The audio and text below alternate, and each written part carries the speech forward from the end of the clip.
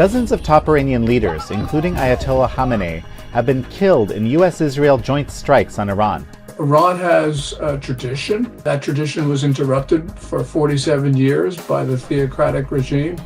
I'm sitting down with China analyst Gordon Chang to unpack how these strikes are reshaping the global balance of power and why Beijing is feeling the heat. I believe that President Trump is going after the Chinese, and he's not doing it directly, but he is doing it indirectly, and he's cutting off their sources of support. This is the struggle of our lifetimes, and we better recognize it. This is American Thought Leaders, and I'm Yanya Kellick. Gordon Chang, such a pleasure to have you back on American Thought Leaders. Thank you so much, Jan.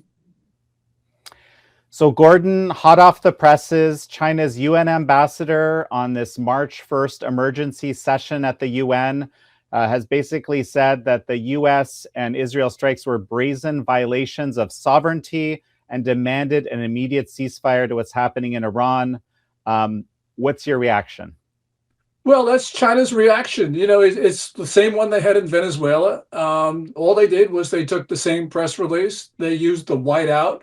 They took out the word Venezuela. They put in Iran. They took out the word Venezuelan and they put in Iranian. And there you have it. China's not a superpower. You know, if it ever wants to, it always criticizes the U.S. But when the U.S. is determined to do something, it cannot stop us. And that shows us the limits of Chinese power. It's a very interesting reality you're contrasting here or comparing with the Venezuelan reality. And I can't help but notice that we have, two, let's call it totalitarian leaders that have been deposed in the last very, very short period of time. What is Xi Jinping thinking? I think that Xi Jinping believes that President Trump is a Maoist. Remember, Mao boasted that he won the Chinese Civil War because he encircled the cities from the countryside. This is, Xi Jinping, who reveres Mao, I think has taken that page out of Mao's playbook and used it against the U.S., where he looks at Ukraine, North Africa, Israel as countryside, and, the United States as the city.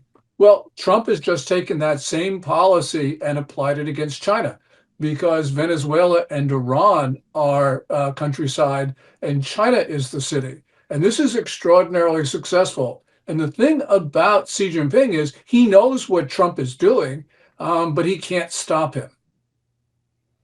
So tell me more about what he knows what Trump is doing. And because I don't think everybody knows what Trump is doing. I don't think everybody's clear on that.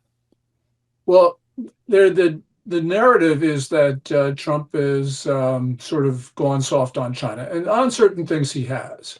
But if you look, for instance, at the national security strategy, it's very clear that China is a high priority. It may not be the number one priority, which is the Western Hemisphere, but if you look through that short document, it's clear that China is foremost in President Trump's mind. So, for instance, towards the end of it, it talks about how the United States must not allow any hostile power, the phrase that it uses, to either close off the South China Sea or impose tolls on traffic over or on the South China Sea. Well, there's only one country that fits that description, that has that ambition and has that power. So that's true when you look through the entire document. I believe that President Trump is going after the Chinese, and he's not doing it directly, but he is doing it indirectly, and he's cutting off their sources of support. Oil, for instance. Venezuela supplies maybe 3 to 4% of China's imported oil, but Iran was somewhere between 15 and 23%, depending on the year. And that's important because when you put those two numbers together, you get a significant portion of China's imported oil has now been taken off the board. Yeah. President Trump may allow the Venezuelans to sell oil to China, but not at the heavily discounted rates that China was benefiting from. And Chinese factories are now dependent on cheap oil. Well, they're not getting it anymore. If they get their oil, they're going to have to pay market prices. Well, and also just to add to that, Venezuelan and Iranian oil imports for China were actually settled in RMB, which most people are not willing to do. Yes, I mean, who wants a currency that is not a hard one? You know, when people have a choice, they want the stronger currency. Now, Venezuela and Iran might have been forced to take a cheap currency because they didn't have very much choice. But now they're going to get that choice. And that means that they're going to have to start paying dollars again. So I don't know how closely you've been following this. I'm getting reports from a few think tanks that basically there aren't any of these new anti-ship missiles or drones being shipped, or there's no kind of rush to support Iran, an increased rush of sales to Iran since this has happened. So I'm kind of wondering, what is China really saying? What are they actually going to do? You said that they can't do anything, but there is some things they can do. For example, they could accelerate those deliveries. Have delivered. There are the reports of something like 15 to 18 Chinese cargo planes left China's bases and flew into Iranian airspace. We don't know what they brought over, except that there are confirmed reports that they did sell or transfer a particular type of Chinese radar. Now, it didn't do the Iranians very much good because we knew where they were. And when the Iranians powered them up on the 28th, we just took them out. So we didn't lose any aircraft. And it shows once again that Chinese export equipment isn't very good. It somehow did not see more than 150 American aircraft that were near or in Venezuelan airspace. And again, on the 28th of February, they just didn't see our planes. Now, you can say, well, oh, the Chinese radars that they sold the Iranians and the Venezuelans weren't as good as the ones they have at home. And I'm perfectly, that's probably true. But the point is that the stuff that the Chinese are selling to others just is not working against American countermeasures. How do you react to the sort of, well, I would guess you could call them accusations or statements that what the US is doing in Iran is regime change? Yeah, well, happy that they were doing that because there won't be peace in the Middle East or even the wider world until we get rid of that regime. That regime has declared itself to be an enemy of the United States. Matter of fact, the Iranian president in December actually came out and said it. He said, we're in a state of war with the United States. But we have these Iranian death squads that are running around the United States. We know the Iranians turned off a water system in Aliquippa, Pennsylvania, not too long ago. Iran in the past has killed Americans. They worked very hard against it. And we know what they did against Israel on October 7th. So, yes, the Iranian regime has to go. It had a nuclear weapons program. It's got ballistic missiles. It is a danger to the international community. And it has killed thousands and almost certainly tens of thousands executed Iranian prisoners over the last 5 or so weeks. So I believe that we have to get rid of the Iranian regime. We can't keep on saying, oh, it's unacceptable for Iran to have a nuclear weapon, or it's unacceptable for the Iranian regime to execute tens of thousands of its own citizens and then not do anything. So bravo to President Trump for doing this. A couple of thoughts come to mind. One is that perhaps unusually, right, basically the like or dislike of the Ayatollahs is kind of an 80-20 issue in Iran, from what I understand, i.e. 80% don't like them very much at all, and 20% are pro. But the other fact that comes to my mind is that I don't think there's a lot of appetite in the US electorate for regime change. Now, I don't know, like, unpack that for me. That's, of course, true. And we know that. And it's true not only among Democrats, but also among Republicans. President Trump ran on being the no more foreign wars president. But there are times when presidents have to do what is absolutely necessary to protect the American public. You go back to Tocqueville, talked about how democracies are very slow to recognize threats, very slow to go to war. And that's true. We've had a string of political scientists who have told us that, and that's absolutely true. We ignored Osama bin Laden. We ignored him after he killed 6 Americans by bombing the North Tower of the World Trade Center in February 1993. We ignored him until one day when he reached out and killed 2,977 Americans. And then we said, well, how did that happen? Well, that's the nature of our democracy. And yes, I understand that it is unpopular. But that's the way we end up in situations where many Americans get killed. World War II in Europe could have been avoided if Britain and France had exerted their power in 1936 and stopped the Third Reich from remilitarizing the Rhineland. So we know that tens of millions died because Britain and France could not rouse themselves to do what was absolutely necessary. Well, we're the Britain and France of this century until, of course, President Trump decided, no, we were not going to allow these threats to gather. And I think that this is a profiles encouraged moment for the president. Well, it's interesting, peace through strength, right? That has also been the president's mantra, I think, throughout. And I mean, I think the president would probably argue that this is an exercise of that. Yes, and it certainly is. He's ensuring peace in the long term because, among other things, he has started a chain of events that probably will lead to the end of the Iranian regime. And he's again encircling the cities from the countryside, which is an important thing for us to do. We Americans don't understand that we are in an existential struggle with the Communist Party. We don't want to think that. But remember, the party has declared a people's war on us. That was a landmark editorial in People's Daily, the most authoritative publication in China in May 2019.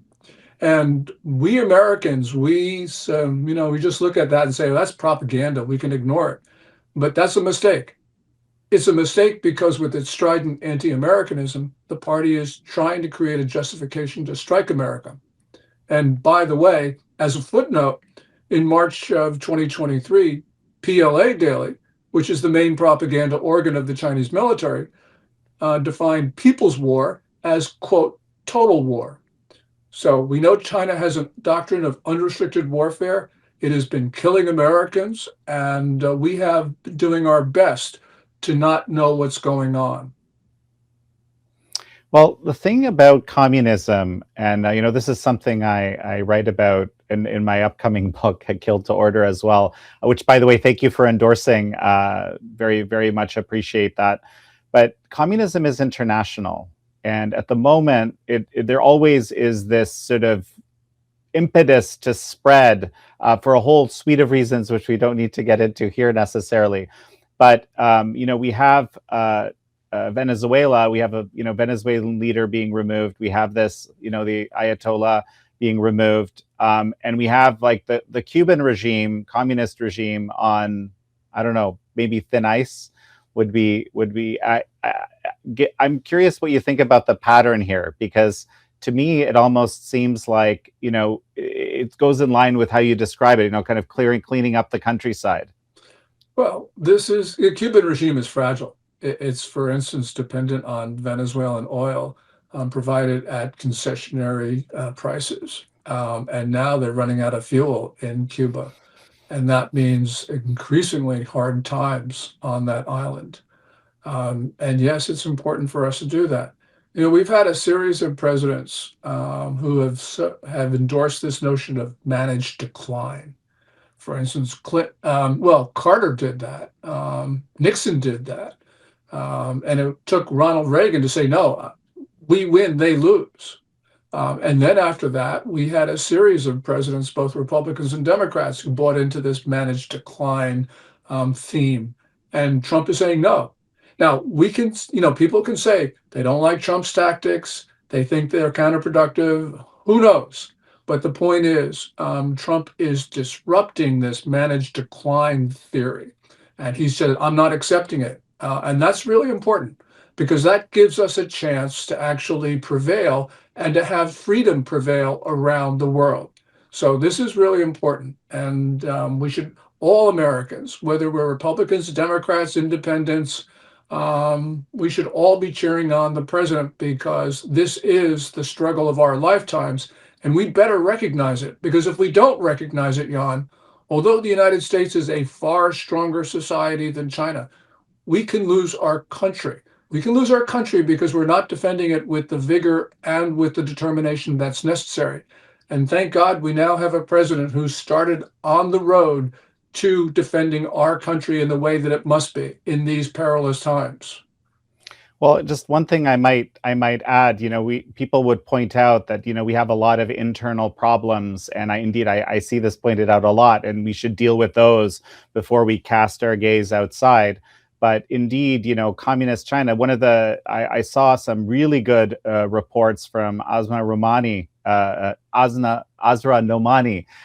recently, basically showing that these kind of China funded protests are actually were anti, kind of Iran war protests kind of sprouted up even before it was announced somehow, kind of AstroTurf protests funded from outside, basically to kind of fuel this sort of internal division that indeed we do have to actually deal with as a society.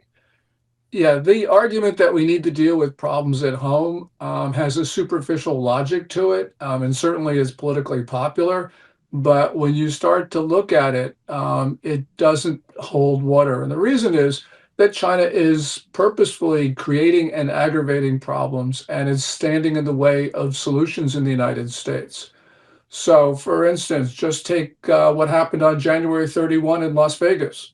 You had Las Vegas SWAT and federal agents descend upon a home that had more than 1,000 vials of a red substance or substances that was clearly making people, quote unquote, deathly ill, according to the housekeeper who reported this.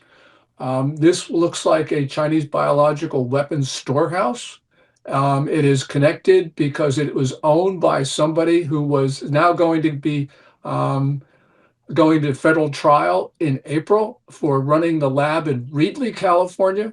In Reedley, California, they found a secret Chinese biological weapons lab, which had at least 20 pathogens, many of them for deadly diseases, and almost 1,000 mice had been genetically engineered to spread disease. So tell me, how do you solve your problems when you have millions or tens of millions of Americans dying from a biological weapons attack launched from American soil? There's all these multiple vectors of subversion that the Chinese Communist Party has been waging on America. I just had Peter Schweitzer on the show, but no, you were going to say something. Jump in. No, I'm just saying fentanyl. When you were talking about this, I mean, there's so many others, and they've been fueling the protests in 2020 and all the rest of it. And sorry to jump in, but yes, they are there. And all the things that Peter Schweitzer's been talking about in his new book recently. No, absolutely. Like, for example, just the different forms of weaponized migration, right? The sort of strategic anchor babies, right? And to possibly having, 1 million American citizens that are actually raised in China under the Chinese Communist Party is kind of like shocking how deeply they've been able to abuse our open system. I mean, we have the 14th Amendment to the Constitution. There are no easy solutions to that problem because, you are dealing with U.S. citizens who, could very well come back and vote in a coordinated fashion as directed from Beijing. You can, if a person's not a U.S. citizen, you can deport them. You can do all sorts of stuff. But if they're a U.S. citizen, they're basically untouchable. So, someone we both know, Christopher Balding, had a very interesting commentary yesterday, which I caught, which I think he's very insightful often. And, his commentary was like, just think of them like the mob, right? If you're thinking about the Chinese Communist Party, and the way that you have to kind of communicate with them is to, metaphorically put a horse's head in the bed. And that is like an effective form of communication. And I think he's arguing that, again, seeing Ayatollah gone, seeing Maduro gone, that's a form of, President Trump communicating while saying, on the one hand, we're great friends with, President Xi and so forth. On the other hand, there's this horse's head in the bed happening. I'm curious what you think about that. Yeah, Christopher Balding is perceptive, and I wish the Communist Party were like the mob. Unfortunately, they're worse than the mob because their goal is not to just make money. Their goal is the extermination of the American people and the extermination of the American form of governance. So, but yeah, no, the analogy is I gets it across. But just extermination of the American people, like, the sort of the way of thinking, or physically, just to be clear what you're saying here. Well, your paper reported that in the first half decade of this century, General Chen Haotun, then defense minister of China, gave a secret speech that advocated the use of disease to, quote unquote, exterminate the American people. He said that, yes, it's indeed brutal to kill 1 or 200 million Americans, which was about the population of the US then. But that's the only way for the Communist Party to rule the world. And that's almost a direct quote. So his idea was to clear out the hills, valleys, and plains of North America so that the Chinese could inhabit the United States. That's extermination of the American people. Now, one could say, well, that reported speech has never been confirmed, but we have seen acts of maliciousness, especially with regard to disease, that confirm that the Communist Party does have that ambition. So, for instance, with COVID-19, once it got out into the Chinese public, Xi Jinping took decisions in December of 2019 and January 2020 to deliberately spread that disease beyond China's borders. That was mass murder, that was evil, and that shows that China has that maliciousness that General Chen Haotun exhibited 20 years ago. Well, and indeed, as in Kill to Order, this is kind of one of my main theses there. Like, there's this large-scale murder for organs industry, which, it's unclear how many hundreds of thousands of China's own people it has killed, kind of in cold blood and for profit and elite longevity. And so, I think that the ruthlessness and the sort of utilitarianism, basically using people as fodder for power purposes or profit or whatever purpose, this is something that's, I guess, an important functioning element of how the Chinese Communist Party operates. It illustrates the maliciousness of the regime. I mean, this is beyond the comprehension of most people. And, if you go back, let's say over the last 10, 15 years, a lot of people have shied away from the accusations of organ harvesting because they were just too grotesque. They were too far beyond the way that people in democratic societies think. It was just evil. And we Americans have shying away from the notion that there is evil in the world. Now, I'm a Christian. Evil is very much, in the Bible. You've got the devil. But American society has sort of, for a number of reasons, have sort of shied away from this notion that there is evil. But organ harvesting, which you document in your book, it is evil. And we have to start talking about it in those terms. And one of the things that why Ronald Reagan prevailed was because he was willing to say in public that the Soviet Union was the evil empire. Now, that's a long topic, which I love to talk about, so I won't do it. But the point is, we have to recognize the concept and we have to speak out in public about this. Well, Gordon, indeed, if we understood how this organ harvesting worked and just kind of accepted it the way we would treat, for example, statements like, we want the general wants to exterminate some number of Americans, that becomes a lot more of a credible statement. I guess that's what I'm thinking here. But we haven't allowed ourselves to understand the lengths to which the Chinese Communist Party will go to maintain and project power.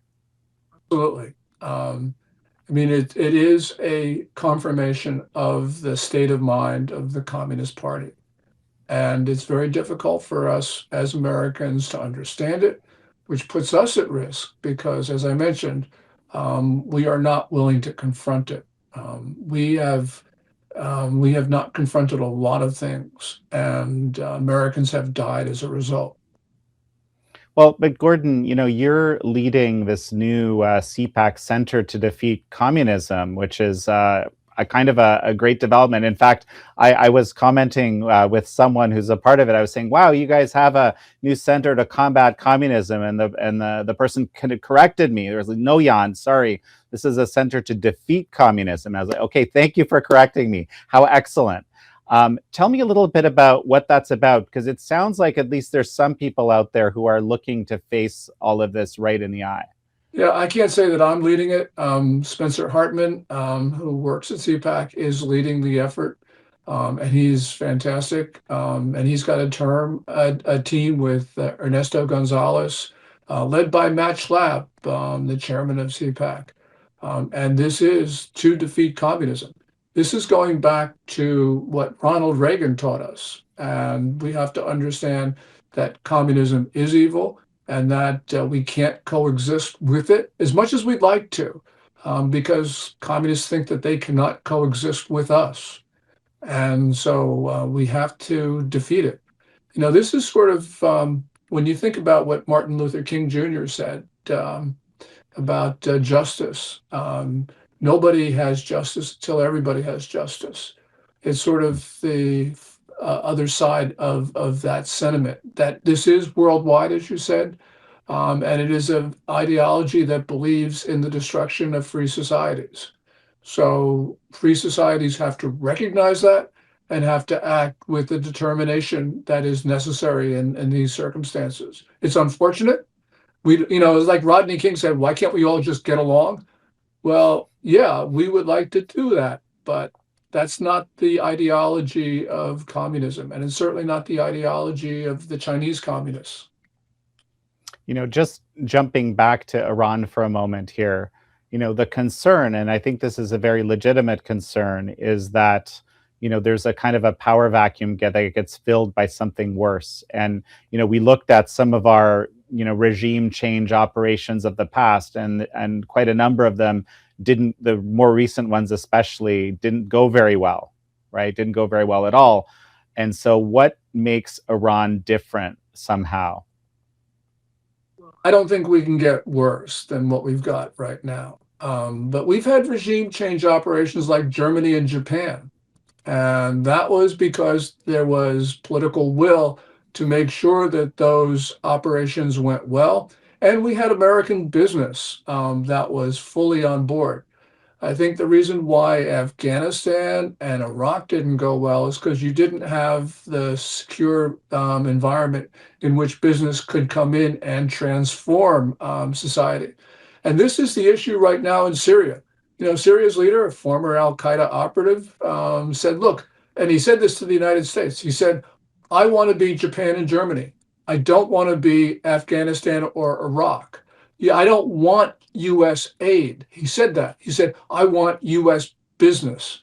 And so we have to go back and understand what made Japan and Germany successful. And we can do it again if we have the political will, if we can create the peace and stability. And I'm sure that we can, because Iran is very different than Afghanistan or Iraq.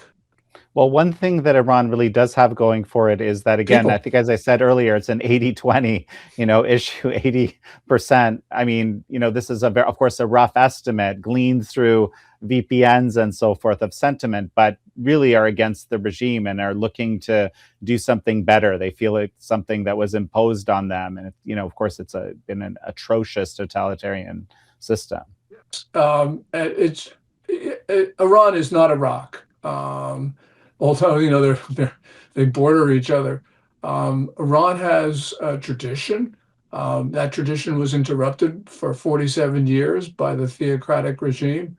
But the Iranian people will get this right. And we saw how many people in Iran wanted to be free. So that is a real indication that Iran can work. And just again, sort of thinking more into this sort of neighborhood idea. I mean, through Belt and Road and through a whole bunch of other, corruptive practices, China has basically set itself up all over the world. And part of the reason was for the oil, for example, with these two countries that we've been discussing. But partially, and this is indeed something that was stated by, I remember, one of their top think tank people. It's an attempt to distract the US, which the CCP, as you pointed out, views as its enemy, from looking at China. If you're distracted by other wars, if you're just looking at the Middle East, if you keep having that problem and having to focus there, it's very hard to focus on what's happening in the Pacific. And arguably, that's been a very successful strategy for a few decades. Yes, and you have a whole bunch of people, and especially in the Pentagon, who say, well, we should not be involved in Ukraine, for instance, because that distracts us from East Asia. But I believe that that is misguided because the Chinese are looking at Ukraine really as the template and the future. And the people in Taiwan say this, that their future is being written on the battlefields of Ukraine. Because if the United States allows a Russia to keep territory through acts of aggression, then the Chinese will think that they too can do the same thing. That the United States will accede to a Chinese grab of Taiwan or parts of Japan or the Philippines, whatever. And so I think that you cannot allow Russia to succeed in Ukraine. The Wang Yi, the Chinese foreign minister, on July 2nd was pretty clear about the relationship between Ukraine and Taiwan.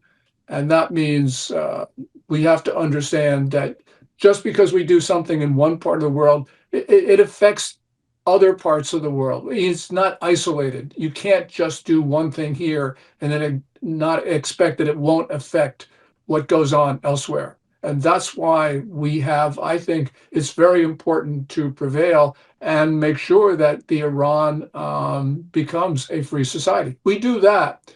We certainly put China in a very difficult position. As Mao would say it, that's part of the countryside, a critical part of the countryside. Well, and so this is interesting too, because how is it that how can I say this? Okay, the Chinese Communist Party is seeking to basically continue to spread its power. Now it's had its power reduced significantly, right? Arguably, it's kind of strategic power. Is this something that you expect President Trump to continue to try to kind of remove these allies or prevent them? Is something like a reverse Kissinger, as has been described in some months ago, still a possibility? Yeah, I see Trump not letting up. We started we started May of last year when Trump's triumphal tour through the Middle East, those three Gulf states, really sort of pushed China and Russia out of the region, or at least out of the that part of the region. And what we have witnessed since then is the further reduction of Russian and Chinese influence there. And that's culminated, of course, with the strike on Iran of the 28th of February. So, and a continuing war. So yes, this is something that's important. And it's not just the Middle East. It's Venezuela, of course. Cuba looks fragile. I don't think the president is going to stop with where he is. In Panama, with the taking away of the two ports of C.K. Hutchison, I don't think we're done there yet as well, because the Chinese have a fourth bridge over the canal that they're building. They've got all of these listening stations throughout South America. The Chinese military is loaded up in Cuba. I don't think Trump's going to allow that to continue. So yeah, this is freedom moving forward. Bravo, President Trump. And it's the Chinese retreating. China is not a superpower. We are learning that this year. And we're learning that because somebody with the name of Donald John Trump decided, no, I'm not accepting this notion of managed decline.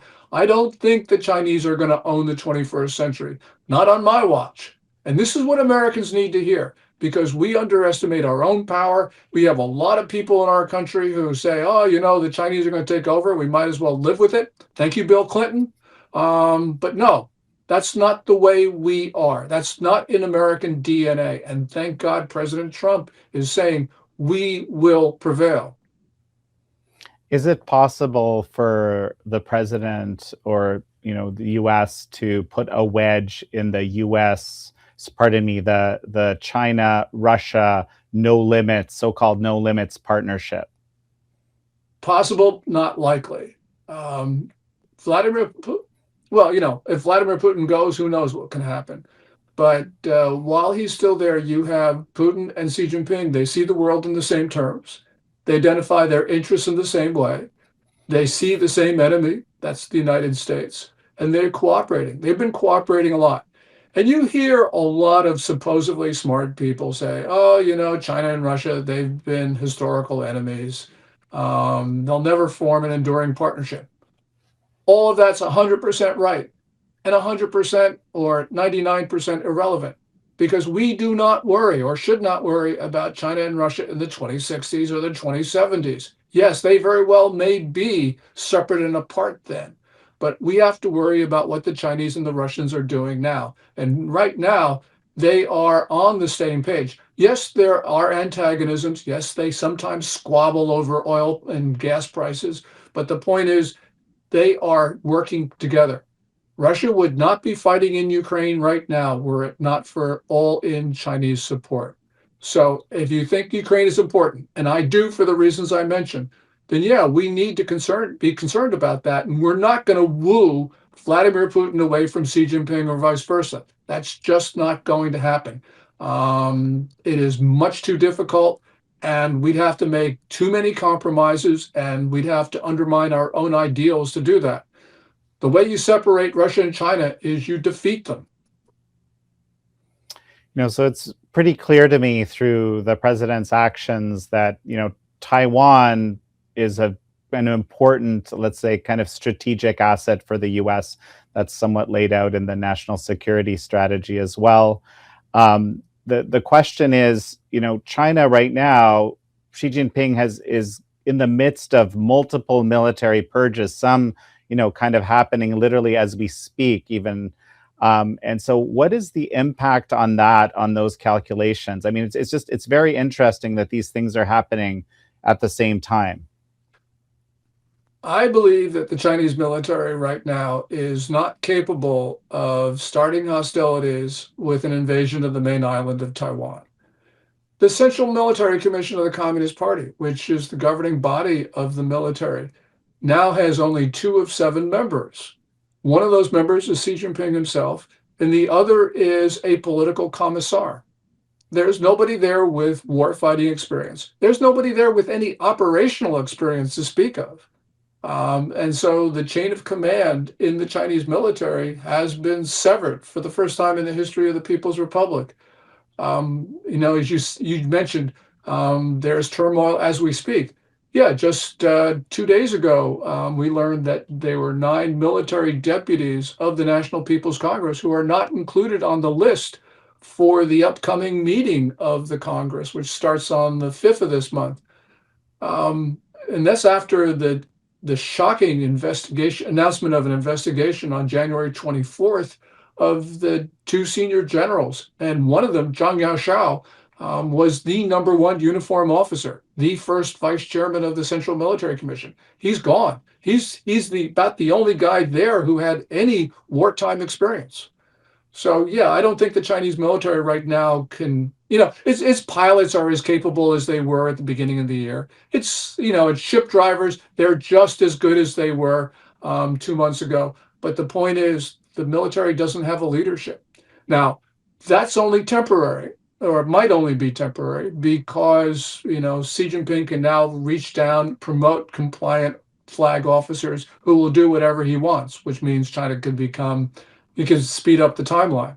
But the point is, at this moment, I don't think we have to worry about the Chinese military starting hostilities with deliberate forethought. Now they can back in and they can stumble into a war, and that can happen at any moment. But I don't see Xi Jinping waking up some morning and saying, we're invading Taiwan, and the military saying yes, because that's just too difficult for the Chinese military right now, at least the main island of Taiwan. Just 2 days ago, the White House confirmed again that there will be a visit, that President Trump will be traveling to Beijing. How does all of these realities, well, this, of course, the purges as well, but just this Iran war now, how does that impact that visit? The Pentagon just a few hours ago announced the death of 3 service members. If they were killed by Chinese weapons, and Iran has a lot of them, and President Trump should not go to Beijing. Now, he shouldn't go to Beijing for a lot of other reasons, like fentanyl, like COVID, but this is just one more reason why it is wrong for him to go. It is wrong strategically, it is wrong morally. Why strategically wrong?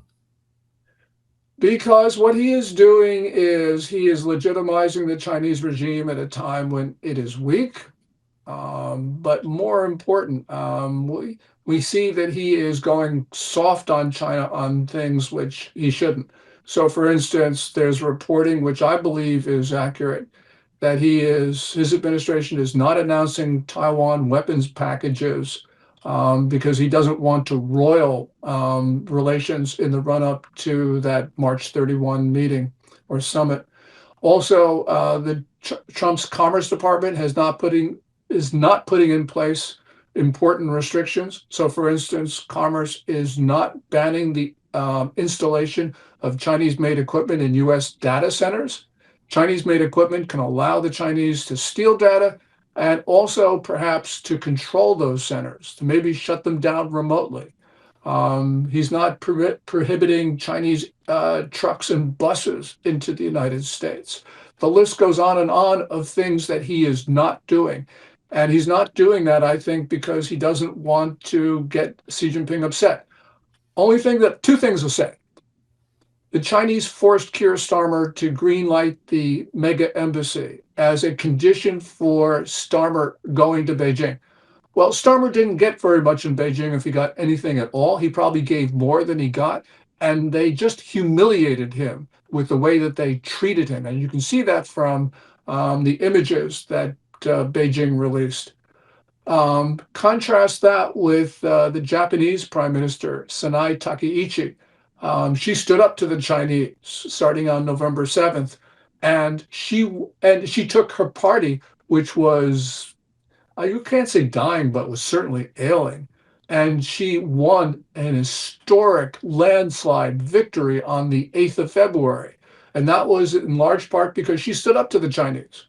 President Trump went soft on China in the beginning of 2020. I guess he did that because he wanted to sort of take China off the table. In other words, not have it to be a factor in his reelection. And we know how that worked out. And now he's doing the same thing. He's going soft on China in the run-up to the midterms. I don't do domestic politics, but I think that this is not going to be good for the president. Every time he says Xi Jinping is his friend, Republicans do not like it, and Americans don't like it. So I think Trump has just misjudged the mood of the American people when it comes to China. Well, when he says that as well, we have widespread reports that is actually used against the dissidents to kind of demoralize the various, dissident groups that are in China. Stuff like that is actually broadcast into the prison, saying, "Look, kind of the president's on our side." But there's another way to look at it too, as well. Like right now, the president has just kind of decapitated, one of China's key proxies and client states, right? So maybe with this, Two of them. two. Exactly. Now it's two. And so maybe he doesn't want to add insult to injury before he heads over there with his Taiwan sales or something like that. Yeah, but this is the notion that if you're nice to the Chinese, they'll be nice to you. And we know that that does not work. So we've been trying that for decades. I mean, if you try it for the first time, yeah, okay, and it doesn't work, that's understandable. But you keep on trying it for decades and decades, and the approach still doesn't work. Well, that's on us now. Ronald Reagan, he called the Soviet Union the evil empire. The dissidents inside the Soviet Union said, look, we all knew it was evil. That's not any revelation. But what was a revelation was that you had a leader of a major Western country say that, and it electrified the dissident community in the Soviet Union. It gave them heart. It gave them enlightenment. And this goes to the point you just made about how the regime is using this inside the Chinese prisons. So this is just wrong. I love a lot what Trump does, and I think that you're right. There's a lot of stuff that Trump does that really is hurting the Chinese, and that's great. But on some of these optic things, this is not good at all. We need a little bit more of Ronald Reagan in the Oval Office. Well, Gordon, this has been an absolutely fascinating discussion. A quick final thought as we finish. It's a critical moment. As Lenin said, there are decades when nothing happens, and then there are weeks when decades happen. Well, the weeks that we're now in, decades are happening, and we have to be vigilant because you have a regime in China that could, for its own internal reasons, which we haven't discussed, but for its own internal reasons could lash out. So this is a consequential moment, and we've got to be strong, and we've got to support our president. Well, Gordon Chang, it's such a pleasure to have had you on. Well, it was great to be here, and thank you so much, Jan. I really, really appreciate it. Thank you all for joining Gordon Chang and me on this episode of American Thought Leaders. I'm your host, Jan Jekielek.